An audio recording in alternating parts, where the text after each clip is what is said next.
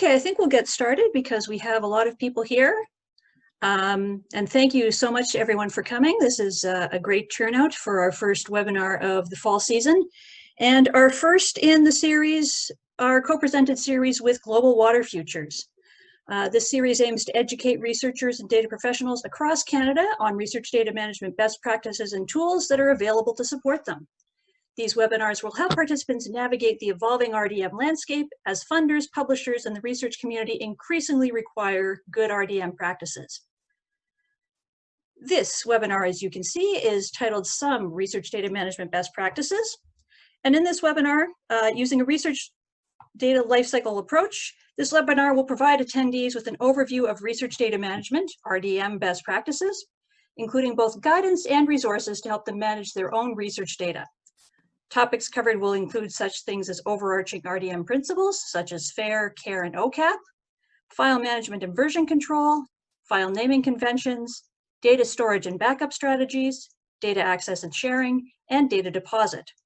Specific support platforms that can be leveraged to help with RDM needs will additionally be touched upon, including the Portage DMP Assistant, Dataverse, and Compute Canada's Rapid Access Service. My name is Jennifer Abel. I am the Portage Training Coordinator, and I'd like to begin by acknowledging that the land which I'm speaking to you from is the traditional, ancestral, and unceded territory of the Coast Salish peoples, including the territories of the Musqueam, the Squamish, and the Tsleil-Waututh nations. A couple of housekeeping things before we get started. You have been muted automatically when you enter the room, so later on in the question and answer period, we will be able to unmute you if necessary, and if you'd like to be unmuted. This webinar is being recorded and the chat may be archived for those who are unable to attend. We encourage you to use the latest version of Zoom so that you have access to all of the features, including security updates. Please use the chat feature if you are having technical difficulties or if you have any additional resources to share. And please use the Q&A option to ask questions of the presenter. Questions will be answered at the end. You may also raise your hand if you want to ask a question. Questions may be asked in English or French. I think they will most likely be answered in English. But James, if you want to take a bash at it, you're always welcome to. Code of conduct, you can find the complete code of conduct for our webinar series at the link shown on your screen. Carl and the Portage Network are committed to providing a welcoming, safe, and harassment-free environment for its staff, membership committees, and working groups, as well as for participants, speakers, and organizers of Carl meetings and events. We do not tolerate harassment of any kind. And our presenters today, we had hoped to have Jane Fry from Carleton and the Portage Training Expert Group with us. She wasn't able to make it today, but we do have James Doiron, who is the Research Data Management Services Coordinator at UofA Library and the Academic Director of the UofA Research Data Centre, UofA being University of Alberta. James sits on a number of local, national, and international advisory and working groups, including both as a member of the UofA's Institutional RDM Strategy Working Group, the Statistics Canada Data Liberation Initiative External Advisory Committee, and the Inter-University Consortium for Political and Social Research Council. He's the co-chair of the Portage Network Data Management Planning Expert Group and is additionally a member of the Portage Research Data Management Training Expert Group, as well as the Dataverse North Working Group. So he's a fairly busy guy and we're grateful to have him with us today. I will stop sharing my screen and let James share his screen.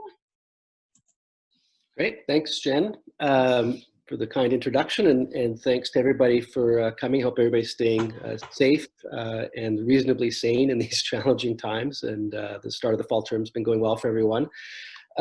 Just a quick couple of notes. So as Jen mentioned, unfortunately Jane was unable to join us today this morning. I just found out that this morning actually, so that's just my note that I very quickly just went back to the slides that we were sharing. She was going to take on about half, so I'll be taking them all on. Obviously, it might just take me a little longer because I hadn't prepped for some of hers. So just as a note, if we do start to creep towards a bit longer than we anticipated for content development, I'm happy to stay on after the hour if need be, or if people have questions, discussion. We do have a lot of people on, which is fantastic. It feels like it wasn't that many years ago. Nobody really wanted to talk to me about research data management, and I mean many years ago, I guess. but that's certainly not the case today. We have so much happening in our national and each of our local environments around research data management. So I'm happy to be here presenting today. I just also want to note, as the title suggests, this is about some research data management practices. I'm really approaching this as hopefully a kind of a 101 type of a presentation that can offer foundational information across a wide range of components of research data management. Certainly can't dive deeply into any of them, but some of these will also become standalone workshops, data management planning, for instance, data deposit. But I have developed the slides so that I hope that they'll be useful to you after. So we've had a couple of questions. They will be made available to you after. We load them up with links to resources, things like that. So again, hopefully there'll be a lot of use for them afterwards, after the presentation. So on that note, I'm just going to go into my screen share mode here now.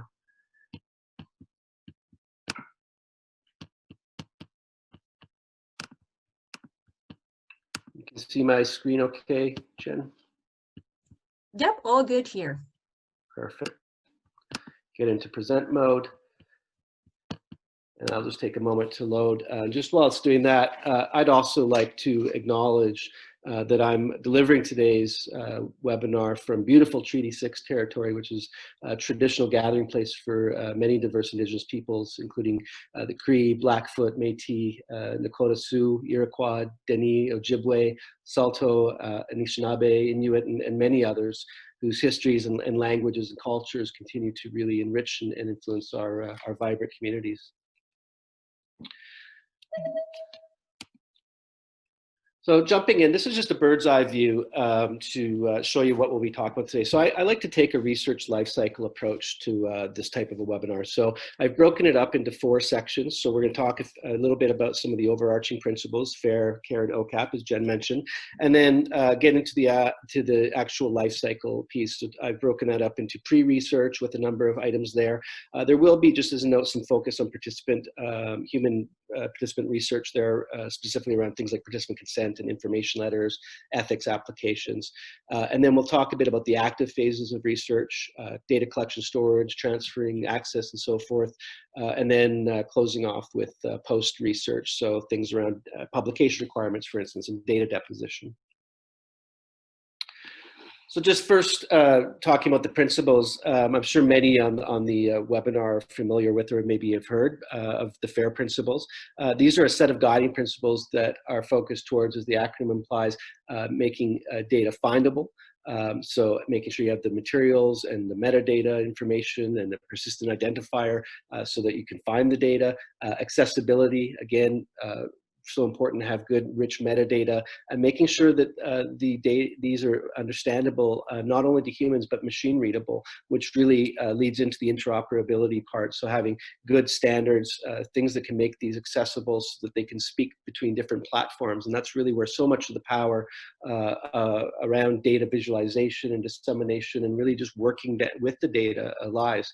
And then the R is for reusability, so making sure that we have appropriate licenses, that we have good, accurate information that we can really support throughout the life cycle of the data and beyond for the long-term preservation, curation, and reusability.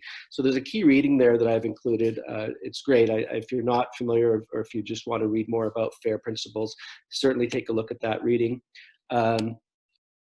Whoops, that just went a little far. This is a website, and there's a link there for you for FAIR. So it's got some really good information. It's, as most websites are, is updated, so it's probably a good one to bookmark and go back to. Lots of information around the evolving work around FAIR principles, and really some really great resources in there. So I've highlighted some there around starter kits for research data management, glossary, materials, workshop series, FAQs. So I encourage you to take a look at that site, and if it's of interest, to bookmark that and keep looking back at it. I also want to highlight the CARE principles, which, as you can see by the logo there, CARE and FAIR really complement each other nicely. So CARE is a set of guiding principles for Indigenous data governance. And so that speaks to all sorts of Indigenous communities and peoples, not just here in Canada. And it's around the collective benefit for inclusive development and innovation. So making sure that we're doing things that have good engagement with the Indigenous communities and equitable outcomes for them, for everyone. The authority to control the data. So recognizing that Indigenous communities and peoples have rights and interests around the governance of the data, and responsibility for having good and positive relationships and making sure that Indigenous languages and worldviews are respected and really baked into the research and supporting the data. And finally, ethics for, again, making sure that we're working with Indigenous communities. We want to make sure that we're respecting their needs, their governance needs, and making sure that we're helping to maximize and the benefit and the future use and the appropriate for future use of the data. So again, I've included a link there for a key reading for the CARE principles. And so I'm getting a little lag there on my internet, it seems. And there's a website there for the CARE website. So again, you can go to that site, and there's lots of good information, some good readings, foundational readings, and events and resources for you to familiarize yourself with. The last of the principles is the principles of OCAP, which have been set forth by the First Nations Information Governance Centre here in Canada. And it really is a set of standards establishing how First Nations data should be collected and protected and shared and used. So these acronym stands for ownership. So acknowledging that First Nations communities have the ownership over the information, that this is information around their cultural knowledge, and that needs to be respected first and foremost and thought about at the start of research projects involving First Nations knowledge and information, as well as the control aspect, that they have the rights and seeking control over all aspects of research that involve First Nations knowledge and information. Access to data, so they should have access to those information data about themselves or their communities, and they need to be involved and be empowered to have the rights to manage and make decisions around those data and the research. And then finally around possession, that there needs to be a mechanism in place that helps to support the physical control of the data. So this is, again, empowering the communities, the First Nations communities themselves around that. I've put a link there to the First Nations Information Governance Centre website. And here's a slide here that has the link to their website. And it really is a great website. I speak to it in lots of different contexts with data management and data type of consults and webinars.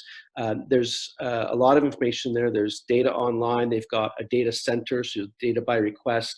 Talks about some of the key surveys they do, a library. And if you're not familiar with the OCAP training, so speaking directly to those principles, they do have a fantastic online training program.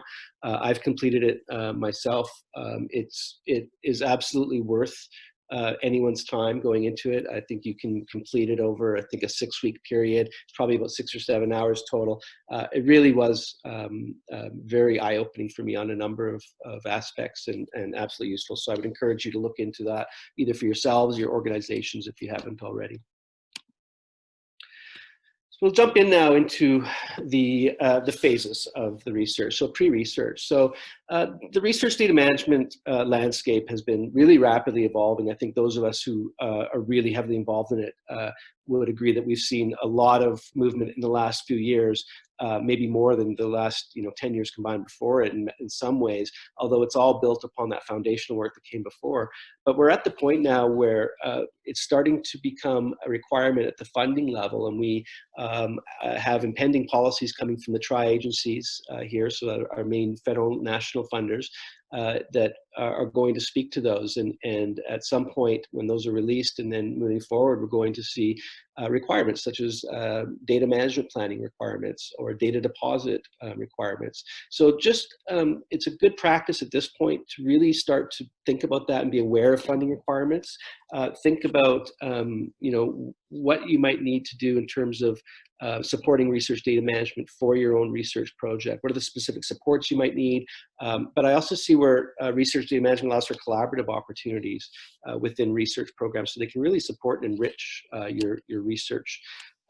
So it's really important, I guess, the take home is to know who your funder is. I think that's usually pretty straightforward. But then looking more closely and seeing, are there any general research data management related policies that this funder has, whether it's one of those national funders or maybe it's a more local grassroots type of funder. And are there any requirements that are pertain to that specific call for funding? So, you know, if you're going to accept the research funding, then it's important to know what your requirements and your obligations are, in this case around research data management. Just a snapshot here of kind of an idea of general RDM requirements. So this comes from the TCPS2 and a few specific chapters where you may even currently need to think about general research data management requirements, how you're handling data during their active phases or beyond. So there's a link there to the TCPS2 if it's of interest to folks, or something where you want to go dig into some of those chapters or some of the fine print. An example of a specific RDM funder requirement actually comes from here at UofA, so I'm presenting on what I know best. Where I work out of for my main position at UofA, digital initiatives in the library, we actually collaborate with the Cool Institute, which is an institute located at UofA, on what we call craft digital research archive grants. And I think we're about 4 or 5 years in on those. They're small but ambitious grants, but what we have done is we've baked right into them a need for research data management planning. And so every year, actually in about a month's time, I'll be getting contacted by folks that are interested in this grant funding opportunity and wanting some help formulating their research data management plans, which is fantastic. And we really think about it, it's not a make work, it's a learning opportunity, and it really has helped support the projects funded by these craft grants. But I've also had opportunities working further, moving forward with those same researchers on other grants such as SSHRC and so forth. So it's been a really great opportunity. So again, you may see some of those at your own institutions, and certainly we'll start to see more of it as the RDM landscape evolves. So I've been involved in research for the better part of 20 years, and throughout that have been involved in developing and writing funding applications for projects that I've been part of. And something that I'm really now more adamant with when I work with research groups is building it into, building RDM, that is, into funding applications. It can really be a competitive advantage, especially now that we have funders moving towards having RDM requirements, but it can really help you with your research. I mean, thinking ahead about what types of supports you might need, as well as that it really, I think, fosters collaborative opportunities before the research begins. You know, and in my case, I certainly have benefited, and I hope that the projects have as well, by connecting with me. And in some cases, I've become officially on the project with them, working with them collaboratively. And it really helps to identify all the different types of supports that you might look to leverage. So really thinking about RDM at the start in the proposal writing phase, I think is optimally the best approach. This is just a quick blurb. Actually, I thought to give you an example. A couple of years ago, I connected with Dr. Carla Peck. She's here in our Faculty of Education at UofA, and she was going after a SSHRC partnership grant. And anyone who is familiar with those know that they're quite large and they're quite complex, as the partnership name suggests. And this is actually the example statement that we wrote in. Now, we had a little bit more around this with RDM, but we're really conscious of that. You don't have a lot of room in these grants, and you need to really drive home succinctly and clearly the different points. So in RDM, this was the paragraph we came up with, and we got really good feedback on it. This was actually the second kick at the can. We didn't get the grant the first time, and when we resubmitted, we did. So we're actually in year one now with the partnership funding, an $8.6 million project, and there's research data management built right into it. So it's a really feel good, and I think something where it clearly demonstrates that thinking about things ahead of time, it can help you at getting the funding in the first place, but also actually doing the research moving forward. So I want to talk about data management plans. Of course, as Jen mentioned, I co-chair the Portage Data Management Planning Expert Group, so it's near and dear to my heart. And we also host nationally the DMP Assistant tool at UofA, which I'll have a slide about shortly. So what is a data management plan? Well, as the plan planning portion suggests it's a document that really thinks ahead and helps you to articulate strategies and tools that you'll implement to really help you manage your data during your active phases. It speaks not just during those active phases, though, it's that whole life cycle, so beyond, and what's going to happen to data after you're done with the data collection and the primary dissemination, things around data deposition and access and such. So it's really about addressing things ahead of time. You don't always have to have the answers ahead of time, but even asking the questions is managing your data. If you can't solve questions, you don't know to ask. So thinking ahead of time, using tools like the Portage DMP Assistant can really help to plan ahead and make your research more efficient, and hopefully help to identify solutions for all the different types of challenges you might experience. This is just a really high-level screenshot of the categories that you will see inside the DMP Assistant. And then any given category will have a number of questions underneath it. So things like data collection and storage and backup and preservation and so forth. We were really happy earlier this summer to be able to release bilingually a few exemplar DMPs. So these are really good kind of I guess, gold standard in some ways, examples of data management plans. And that's one of the biggest asks we have from researchers. If they haven't made one before, can you give me an example? Can you show me, what a good data management plan looks like? And so we've released a few. A couple of them are in dealing with digital humanities. The second being digital humanities and secondary data. And then the mixed methods one actually is one that I authored. It's a fictitious one based on my own experiences in mixed method research, so surveys and qualitative interviews. So there's links to each of the English and French. They're located on the Portage website. I encourage you to take a look at those. And Jen and I work really closely on a working group along with our colleagues across Portage, where I think we've got about another half a dozen ready to go soon. I think they're just in translation mode. So this is a collection that we're building up and setting forth, and these new ones coming are actually community developed. So they're coming from researchers working in tandem with folks in Portage. So we're really looking forward to seeing those being released in this fall. This is a short tutorial video to the DMP Assistant. We don't have time to go into the tool and show you. It's a nice under 5-minute video that our colleagues at Dalhousie created. And it walks you through right from creating an account to using the DMP Assistant. I'll just premise that we are in the midst of a migration, taking DMP Assistant up to a 2.0 version. So some of this may change a little bit, but really by and large, it shouldn't. And the functionality and kind of the premise of all the things spoken in this video would remain. So it should be really helpful, and hopefully that's a good resource for you to go back to afterwards. So I talk about participant consent and information letters. This is something that I work a lot with researchers on. I actually sit on the Health Research Ethics Board at UofA as well, and this is something that comes up a lot. When you're involved in research with human participants, you obviously need informed consent to conduct the research, and you need to talk about how you're handling data during both the active phases and beyond. What you can and can't do in the research project, by and large, will be determined by what you're saying in your persistent information letter, your consent form, and then further on your approved ethics application. And it can be relatively impossible at times to go back and get amendments from participants. You may, by sheer magnitude, not be able to get to them. You may not have their direct contact information as per other obligations in your ethics. So really thinking ahead and getting it right at this early stage can be extremely important. In the participant consent and information letter, you're going to talk about things, standard things like the project background and the purpose of the study and possible benefits and risks and the freedom to withdraw. But it's also important to talk about the future use of the data, because if you are going to use the data beyond the scope of the immediate project that you're conducting, typically and by and large, you're going to need that consent piece in place. So an example statement that you might be able to put in, just to give you an idea, would be, by participating in this research, I hereby give my consent for my de-identified information to be used for research purposes beyond this immediate project.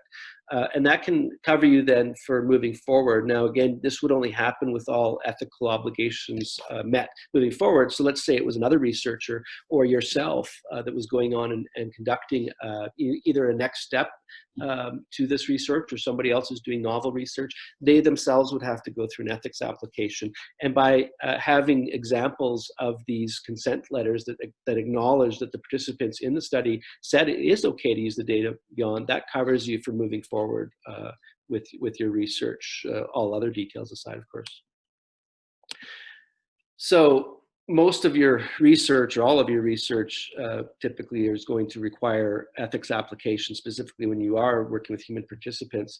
And maybe if you're doing multi-institutional or regional projects, you're going to require a lot of ethics approvals. I'm dealing with that now. We are, I should say, with the Thinking Historically project that I spoke to. So really, you know, I really value the knowledge and the supports that I get from our research ethics offices. And so if you're at institutions where you have those supports as well, I really encourage you to reach out to them and talk to them about it. And our institutions, as we move forward with developing RDM strategies, are working more closely with the ethics office. So I think they're building up their knowledge and capacity as well around research data management. So again, if there's potential for future reuse of data outside of the immediate project, then that should be really clearly stated within the ethics application. And so again, an example statement, for instance, could be, there are no plans to destroy these data.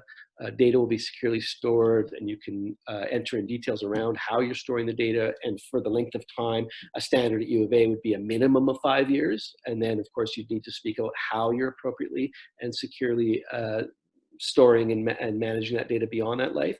And you could speak to how that the de-identified data, for instance, could be deposited into an institutional repository or another appropriate repository for discovery and repurposing. And again, speaking to that any use of the data outside of that immediate research project will occur only with all the ethical and contractual obligations met. So again, if a new study comes along, whether that's conducted by yourself or others, that they will also have the ethics piece in place. And hopefully they'll similarly do what you've done for your project that allowed for that data to move on beyond the immediate life of that project. Talk a little bit about data collection and storage. I have a safe definition of storage at 48 hours, and I took this from previous positions, lives where I was supporting active research daily, and I wanted to help the researchers to collect their data to support their research, but not have it sitting on their laptops or their digital voice recorders for any longer than needed to be. And this is what we came up with, was the 48-hour rule, and it really worked well. It kept things moving along because we actually at U of A do have an institutional rule around storage of data. So if it goes beyond, if it is being stored, then your devices need to be encrypted, those types of things. But we're actually moving towards hopefully having this type of a rule where we want to see storage happen in certain ways and to try to really support the security, the confidentiality of the data. So we don't think it's best practice to be storing on mobile devices, obviously. And any devices at any time should always be encrypted if they are going to be storing data, especially data of sensitive nature and all the different ways that that can mean. So it's best practice to really have some, big, lean and meaningful policies, protocols, just really speaking to how data are transferred and when they are transferred. I find this really helpful in research groups where there's multiple people, multiple data collectors, and that was my role supporting those types of things in those previous positions. And again, those lean, meaningful protocols can be really, really helpful, and it offers opportunities so that everybody is working under the same rules and they're all clear, and it helps to engage conversations. If people have questions, they can answer and we can have discussions about those. And of course, going back to some of our earlier slides, just being aware of any of the policies that you might have imposed, whether that be by funders or institutions, or perhaps you're getting data from data providers, stewards of data. This is just an example. This is not the types of things we like to see, but it's not from not too long ago, last 2019, where there actually was a very large study at the University of Manitoba paused because there was some breach of personal health information, and nobody likes to see that. And it's not about pointing fingers and saying, you did this wrong, but we have to acknowledge when these things happen and use them, I think, as examples of, what not to do, again, because it's not that somebody purposely went and did something, I consider breaches or things that can happen, but it still is the responsibility of researchers and the collective responsibility of institutions and those in the RDM hemisphere to really support the research and help to avoid these types of instances. Because what happens is, you end up having data that potentially can't be used. It might have to be destroyed. You get research is halted.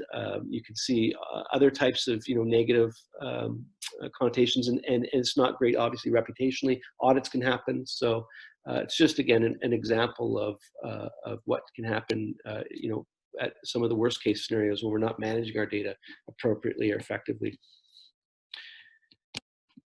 So sometimes it is necessary to store data on electronic devices, laptops, portable hard drives for longer periods, and I fully acknowledge that. I've been involved in research that has collected data in very rural areas, for instance, where we don't have internet connectivity, remote areas. But it can also be a risk, when you have all your data on a laptop and you're worried about, what happens if I break my laptop or I lose it or it's stolen. So a basic best practice rule, if you are having to store data on these types of devices, is thinking about the 3-2-1 rule. And that means having 3 independent copies of your data, storing those copies on 2 different types of media, and then keeping one backup copy off-site. Again, I try to avoid this type of storage, but there are those instances where it does need to happen. So that's a good rule of thumb to go by. Data transferring is also a critical stage of research, and it can come again with some risks with it. So thinking about how you're transferring your data, when you're transferring your data, and whether you're transferring your data between researchers or from the field or out to stakeholders within your research project, these risks potentially exist. You can risk losing data if you don't have things in order. Unintended copies of data out there. Again, when people are transferring data, they may be making copies on their own laptops and then name that copy for themselves. Now there's a copy out there that you're not aware of, that type of thing. So just kind of really having some good protocols and policies around the file naming, the versioning, which we're going to talk about in a moment, as well as how you're transferring data. And of course, you never want to see data go to people that they're not intended. So having the types of, again, supports that can help to avoid those types of things is really important. So you don't want to send data by email and use unencrypted devices, for example, but there are ways to support your data transferring. So using secure file transfer protocols in place, having in my past positions, we had a securely supported MS SharePoint, which met all of our privacy impact assessment needs. And I was able to even get line level health data transferred that way, approved by our local Alberta Health Services, secure extranet. So I really encourage you to talk to your local IT support. If you do have data transferring needs, take advantage of that, whether that's faculty level, organizational, institutional, see what they can do, work with them. My experience is they're always there to really help work through. And I know that this can be technical for many people, some of these types of platforms. So, having a good IT support is worth its weight in gold.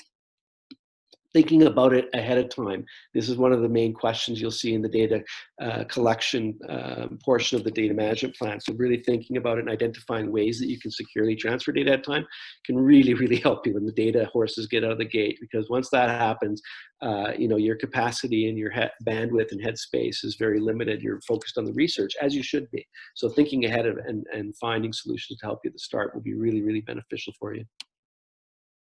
We also have today, going back to a much earlier time when I first started research, we didn't have cloud services. We didn't know what clouds were, just the white fluffy things in the sky. But of course, now we all know that we potentially do have cloud services that we can access.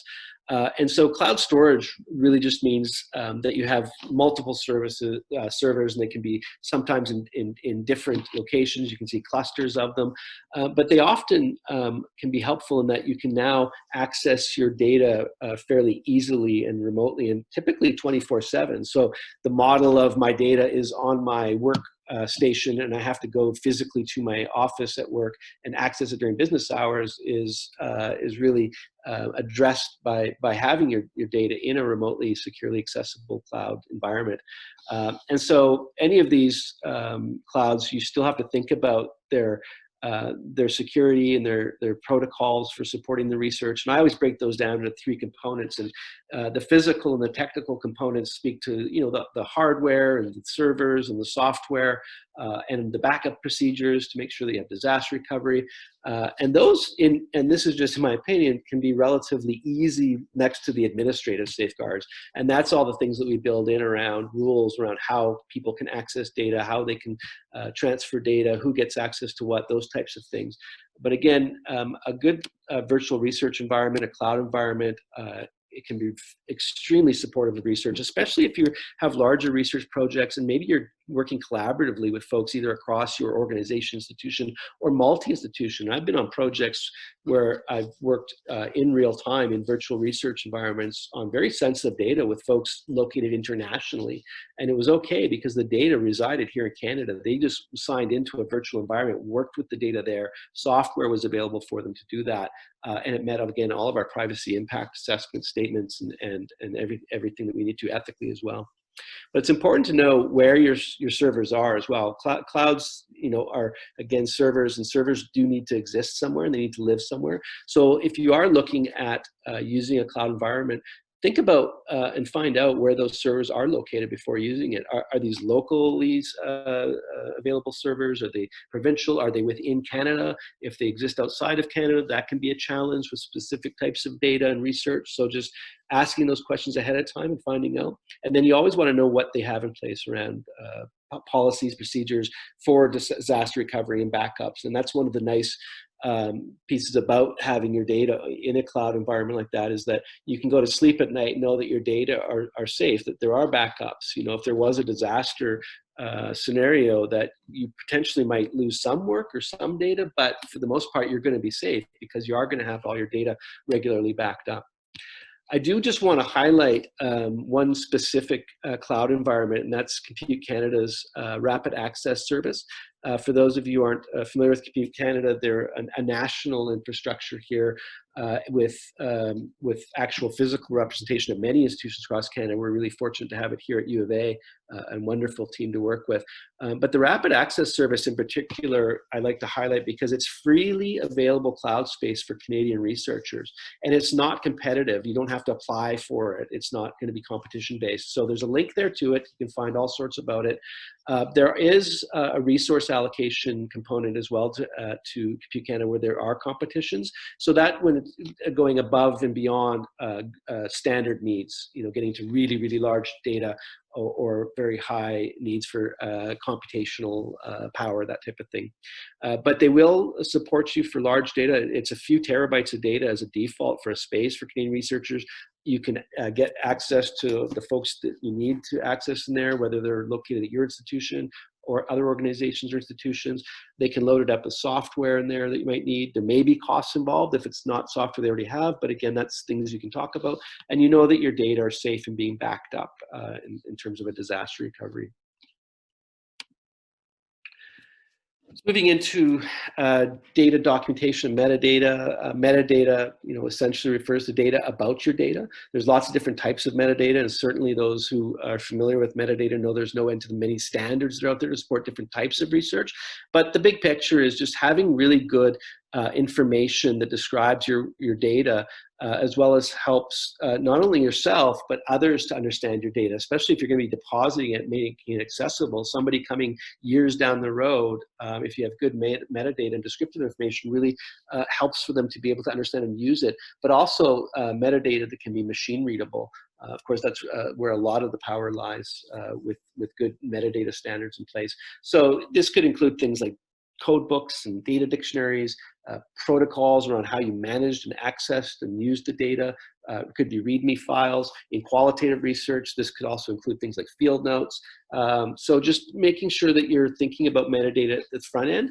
And most of our institutions, and certainly I think in the libraries at major institutions, have really good supports around metadata as well. We have a wonderful metadata team at UofA that I often draw on or bring into consults or connect with on research. And boy, they can sure support research from the get-go. And I think that metadata, to be honest, can be clear as mud to many if you haven't really gotten into the metadata aspect of research. So having that type of support is just absolutely indispensable at the start of a project. Talking about a bit about file naming, it's important to have the file naming, and I know we all name our files. I have my own system, and I've had systems prior to learning lessons that I now know, and they made complete sense to me. But as soon as somebody else tried to access my data and look at the file, they had no idea. So again, I kind of go back to the protocols defining what our file naming conventions will be, because these can really support the efficiency of your research, file versioning, the use, the dissemination of your data. So thinking about what are the key components that you could have in file names. Often you might see the project acronym or name. You want to know what version of data. Is this raw data? Is this master data, analytic data? What type of data? Often we'll see things like geographic location. So if you're collecting data across different points geographically, you'll want to be able to clearly identify those. So lots of different things that you can build into your file naming. And typically when I've worked with projects, I've really worked collaboratively with them on that, and they tend to come up with the names, I think, on their own, but they need, help them with the guidance. And often these types of elements that I see, I think about them as units of analysis as well. Think about how you want to analyze your data, and often things like geographic information or spatial information is important. So approaching it that way can be helpful at times. We talk about data file versioning, and I'm just using qualitative research as an example here. So thinking about when you're working with raw data, microdata that is just fresh from being collected, hasn't been touched yet, versus data that maybe perhaps you've actually processed, worked with. In surveys you may have derived variables or deleted information. So using the qualitative example, we have raw audio data, so that's the original digital audio recording that comes in, and then we would define the raw transcript. So typically those audio files get transcribed into text format, and that should be ideally an exact copy of the audio, but now in a Word format. And then we know that we would do things to that data. We might clean it up a bit. There might be de-identification. There might be things that we fix in typos, that type of stuff. And then we can name those as a master transcript. And then from master data, we can always populate analytic files. So as a good rule, you wouldn't use your one master copy to start playing with and giving out to folks to analyze with. You would actually create copies of the data, and maybe subsets of the data in some cases, for others to work with. And that would be your analytic data. This is just a really quick example. This is a project that I supported in that previous position, a very large, ambitious qualitative research project looking at end-of-life diseases. And we actually published a paper on managing that data in a data repository environment. So there's a link there to that if you're interested in seeing it. But my case just quickly here is, if you were to look at a file name and see master LD, IVT, 39PA, so forth, your eyes would probably cross and you wouldn't really know what that meant. But because we had a file naming convention and we had a document like this, this really supported it. And this is how we ensured that files were being named. We knew which files we were working with, whether it was from the different geographic locations, what format. So we came up with these components collaboratively, myself and the research team. We had different versions named. We had the 4 different illness types named, and we had those acronymed as HF, LD, RDCA. So you can see that here is LD within the file naming convention. What type of data is it? Is this an interview, a transcribed interview, a field note? In this particular project, we had dyads, which were patient and family caregivers. And then we actually assigned discrete a sequence of numbers to those. So again, I can look at this and say that I've got dyad 39 here. Right off the bat, I know that belongs within the COPD lung disease portion of the research project. I can say who it is we're interviewing. Is that a patient, a family, and so forth, right? So this is actually, I've gotten great feedback even years later, because I'm a few years removed now from this project, where the PIs and the other investigators can still to this day, when they're months removed from working with data, just easily go back into it and find anything they need at any time and make sure that they're working with the right data. This is what it looks like, actually screenshots from the environment they worked in the folders. So we have all of the data by their different disease types. We have the different dyads here, family, patient, caregiver. We have all the different types of data. And when you plug into, say, the raw transcripts, you can see it all here. Lines up really nicely. I can very easily find the data that I'm looking for. And further to that, when they move on into their master format, this is what it looks like. So again, just an example. This could be used in many types of research, but I think hopefully kind of the principles of the file naming and how they can support you in conducting the research, but also beyond the life is there. So we're getting close to the end, moving into the post-research portion. So thinking about publication requirements, more and more journals are requiring for data to be made openly accessible, or even in some cases, if it's not about open access, that they are deposited and minted with a digital object identifier, so a persistent identifier, so they can at least be discoverable. So talking and thinking about the journals that you might be interested in submitting to is really important. Think about, if you're after these certain journals, what types of requirements might they have around their data? The earlier you can think about that, the better.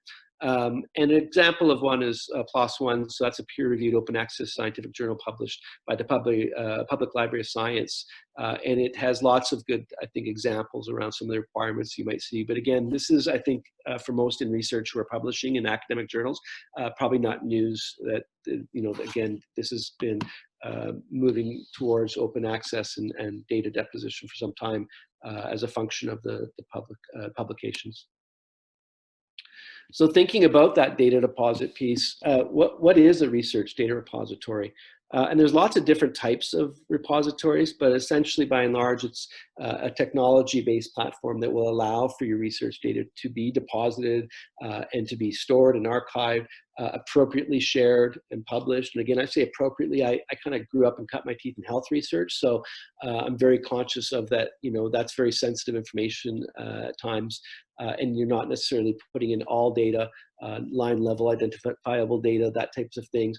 You have to really think about the appropriateness. And in some cases, data aren't open access. There is a mediated access model to be in place. There's lots of different types of repositories I mentioned. So there's proprietary ones out there, there's open source, there's discipline specific. And I just added a link here for re3data.org, which is I got thousands of repositories there and that you can search and get familiar with, whether you're looking for ones that could fit your data deposit needs or for finding data. And there's actually a link there to Canadian research data repositories as well. I do want to highlight one specific repository, Dataverse, which is really taken off in Canada. We have a number of Dataverse instances at different institutions, and a wonderful emerging national service through Scholars Portal Toronto to support Dataverse. And they're already supporting many, many institutions in terms of the technical infrastructure, the hardware, the servers, and then the institutions take care of the servicing of their own researchers and such. Dataverse has lots of different features, so just a bird's eye view that it does assign that persistent identifier that's so key. You can control access to the data from fully open to restricted access. It was originally designed for tabular data, but it supports all sorts. And as it's an open source software, it has a great large international community contributing to its involvement. So we see lots and lots more types of data being supported. And we already have things like geospatial data, multimedia data, and so forth in there. It does allow for your data to have built-in data citations. This is just an example of one from our UofA Dataverse of what a citation looks like. And as well, you can find out usage metrics about your data. I'll talk a bit about that in another slide shortly. And don't worry, Jen, I'm almost done. I can feel you looking at the clock. But you can actually create a customizable guest book asking questions that you may want to answer. So finding a little bit more about not just did somebody download it, but how did they use it? And that's where the data citations really help as well. File versioning, so let's say if you update data, you can actually retain previous versions. It'll be retained and they can go dark, and then you can replace it with a new version that would be open for people to discover. Again, you might have terms of use associated with your data, whether that's imposed by yourself or maybe by ethics or by providers of the data. So there's a customized terms of use feature to support you. And Portage really has been working hard on developing training materials. We've got a number of kind of introductory brief guides and primers. There's some online modules in the works as well, and lots more to come as this Dataverse landscape evolves as well. So it's great to have that Portage support as well. So when you're thinking about why you should consider depositing data, besides just funding requirements or journal requirements, it really does support your research. It increases the impact, the visibility of your research. It makes your research discoverable, and that's discoverable because of that digital object identifier, that persistent identifier. And it really can make your data then available, again, appropriately to others. It's supporting science. It's supporting the research. I've seen collaborative opportunities come to blossom because of folks finding each other's data, talking to each other. So it's just another way for people to discover your research and to really get the most out of your research, and you can understand how your data is being used.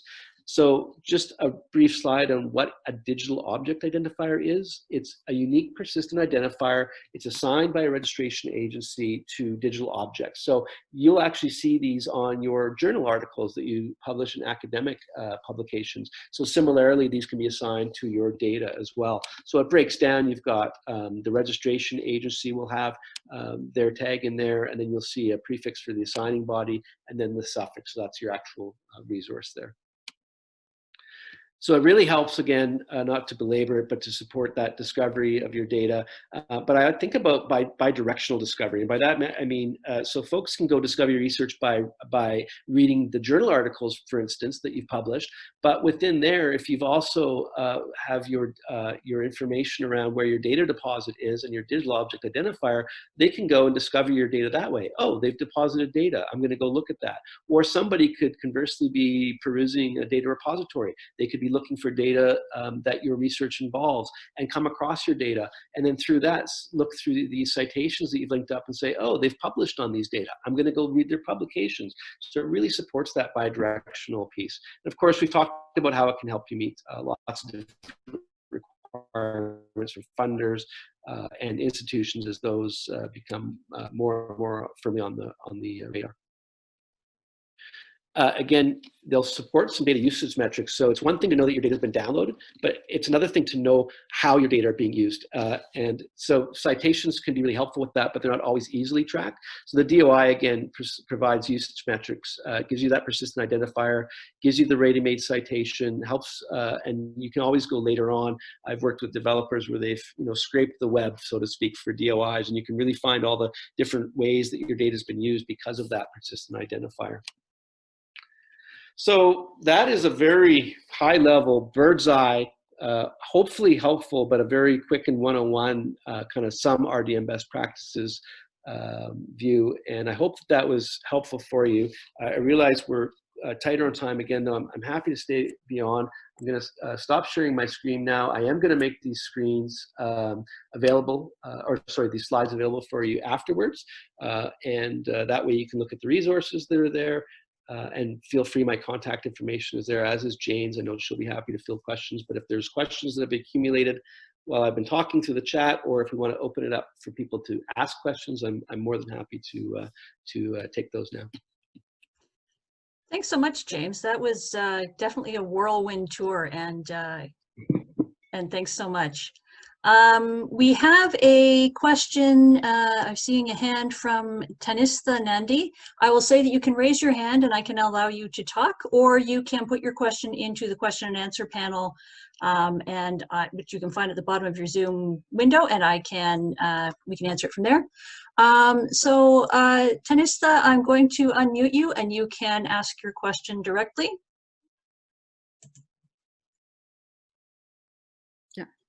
Thank you so much. It was a very nice presentation, James, and very helpful. I have a question. I believe all this, when we are talking about this data, are these kind of sensitive data, or how do we go about when we deal with more sensitive patient data, which have more identifiers around that? Yeah, that's a good question. So thanks for asking it. And so this is asking about how do we deal with more sensitive data.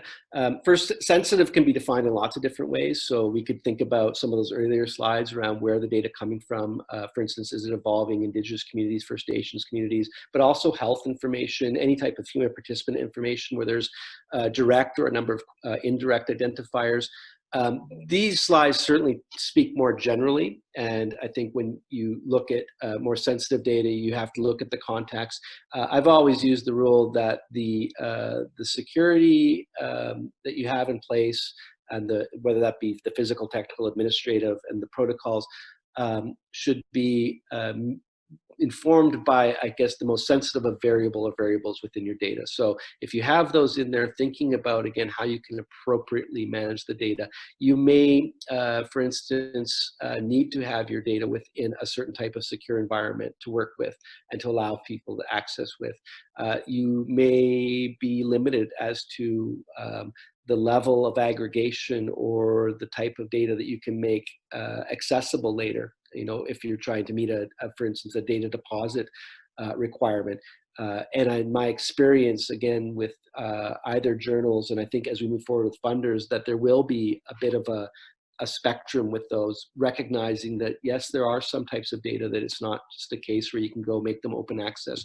And there's good arguments for it. So I think just, again, going back to the planning piece and thinking about that, using the data management plan as a real support to help think ahead of time. And that can help you identify, are there people I need to talk to? I just want to really emphasize, I don't think the expectations out there that researchers need to have all the answers.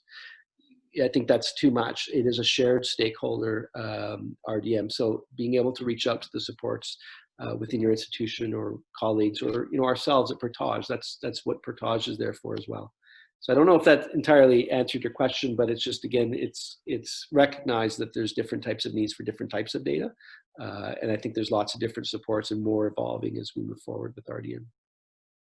Right. No, thank you, James. That definitely gives me some lead to go ahead with this. And so we can still use Portage for this sensitive data. I mean, is that?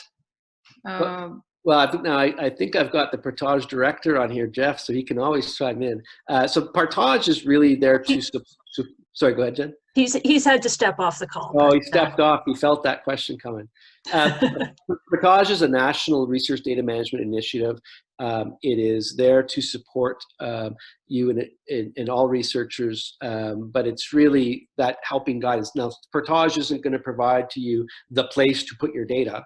That's not its wheelhouse, but we have other infrastructure platforms in Canada and at your institutions to help you with those things. But Portage does have, for instance, the DMP Assistant platform to help you with your data management planning.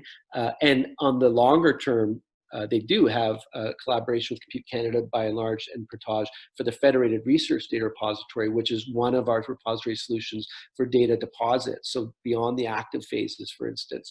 But Portage will be there. It has, if you're not familiar with the website, it has so much expertise, different working groups, expert groups. I've been involved with it almost since the start, and I liken it as I do with many of the volunteering activities I've done. I put a lot in, but I get more out of it than I put in. I find I bring so much back to my researchers and from my own research and my collaborations with researchers. So certainly, if you haven't bookmarked that page, do it. Sure. I'm just starting to explore Portage, and I think, yeah, this is very helpful. Thank you so much. Yeah, glad to hear. Thanks, Tanista. And I'll just point out as well, we had a question in the question and answer section about what kind of content you can have in consent form. And we had a response from Brenda Gagne, who's one of the members of the Sensitive Data Expert Group in Portage, reminding us that we have several tools which are going to be coming out about dealing with sensitive data very soon, including a tool on recommended consent language. We'll also have a risk matrix, as well as a glossary of different terms. Those are going to be coming out hopefully in the next few weeks. Brenda, I'm probably going to be sending you an email today. So yes, so there are resources that are being developed. If you have specific questions, We can try to answer them through Portage, but certainly in the future there will be those resources available. And of course, there's always your local research ethics board as well. So definitely get in touch with them and see what's working, what works for them, and what they can help you with. Next question that I have here, what's a comment from Kevin Lindstrom about metadata. And the comment was that many disciplines don't have metadata standards. So what kinds of suggestions do you have for people in those disciplines? Well, there's an opportunity to create one. I say with tongue in cheek. Yeah, I fully recognize that. In fact, it brings up a memory of a CFI that I was part of a number of years ago that was supporting some national data in the long-term care sector, which has become a very important project, always was, but if not even more so today. And that CFI may as well have been called the metadata CFI, because that's what it was about. And the metadata standard that most closely fit wasn't quite exact fit, DDI. And so we ended up having a DDI-friendly metadata standard. So again, there may not be those exact fits, and there definitely is new standards out there. And I'm by no means a metadata expert. I think I thought I was really good at it at one time, and then I got into libraries and met people that were truly experts. So now I know that I know way less than I thought. But I think connecting again with your folks in libraries, metadata expertise, if you don't have them locally, reach out to Portage. We have Portage, we have expertise within Portage, or connect. The networking power of Portage is immense. And seeing, is there something out there that I can use to help guide or to help modify, or even just to have that expertise as a sounding board, I think. But again, always, optimally, if you can think about it ahead of time, think about that metadata, how I'm going to have that type of descriptive structural information to support the data at the earliest stage. And of course, it's part of the questions asked within the DMP Assistant, then that should hopefully be helpful for you. If I could just add in, pardon me, sorry. Please go ahead, Krisha. I was just going to do a shameless plug for the next webinar that we're going to be working on, talking about metadata. And, excellent. Yes. And I think speaking to what James just said is that we're going to be looking at kind of the common pieces of metadata standards, and doing exactly what James just mentioned is it's not always a one size fits all. But we'll look at kind of tailoring it a little bit, and at least getting the basics in there to be a platform to continue with the metadata. So that's my plug. And I will continue with that shameless plug by saying that webinar will be presented on September 29th, which is just under 2 weeks from now, by Krisha, who's with Global Water Futures, and Aaron Clary from Portage, on beginning with the end in mind. And registration is available for that now, so please feel free to sign up. We'd love to see you all there. And just a follow-up note from Kevin Lindstrom, who mentioned that he's been looking at the indexing provided by a number of indexing or abstract services as sources of metadata. So that's an interesting possibility as well. Yeah. Next question that I have, well, 2 questions actually from Robin Stobbs. Hi, Robin. Hope you're still here. Is the Rapid Access Service from Compute Canada an option for graduate students running their own projects? Well, first I'll say hi, Robin. Robin is the newest member of our data management planning expert group, and she's at Athabasca. Yes, it is available for graduate students, I understand. I don't know if they officially say that in there, but I have had success. I have had a doctoral student, for instance, work with Compute Canada for supporting, actually we got creative, supporting his qualitative research. And he then moved on to Ontario, and he is still accessing and using his data from there. He never had to move it. He never had to do anything with it other than let them know where he was moving, that type of thing. And yeah, he had great support. So reach out, use that link, talk to them there and see what they have to say. Again, they'll always look at case by case, but they're there to help. They want to help. So by and large, I think the answer to that is yes. Great. And Robin's second question is, are there any resources you can recommend on cloud storage for identifiable data? I'm sure there's some we could go into. I don't know if I have them right off the top of my head. Again, I always think about the three components: physical, technical, and administrative is the one that usually an environment may not necessarily have built in. So those are the, again, like who can access the data. The virtual research environment that I helped co-develop and oversee for a few years for Coming Library supported health research, very sensitive information. No one could get things in and out on their own, which could be restrictive in some ways, but very supportive for the sensitive data piece, right? So if you want to do a follow-up on that, then we could, but also recognizing we have the sensitive data working group. So if that's not on their radar, then maybe that's something, or something they haven't built or talked about yet, might be something on their radar for moving forward too. I think that would be a good resource and good information for people for sure. Great, thanks. We have a question from the Yellowknife office, which I'm thinking is an office rather than a person's name. About Compute Canada, can Compute Canada host a PostgreSQL database free for research projects? Is that the purpose? Sorry, can you just repeat that for me? Can Compute Canada host a PostgreSQL database free for research projects? Is that the purpose? I don't know if you can speak to that, but. Well, first off, I want to say hi, Yellowknife office. My mom was born and raised in Yellowknife, and I was born in Hay River, so we've got northern roots. So hi, first off. To the question, possibly. Yeah, I couldn't say for sure. It's the original, one of the original purposes of Compute Canada was around high performance computing. So because they have so much computing power behind them, when you've got very large data sets, registry data, those types of things, and you're running computational models, it can really do, cut down the time rather than, a month doing it. Maybe it's down to a few days, that type of thing.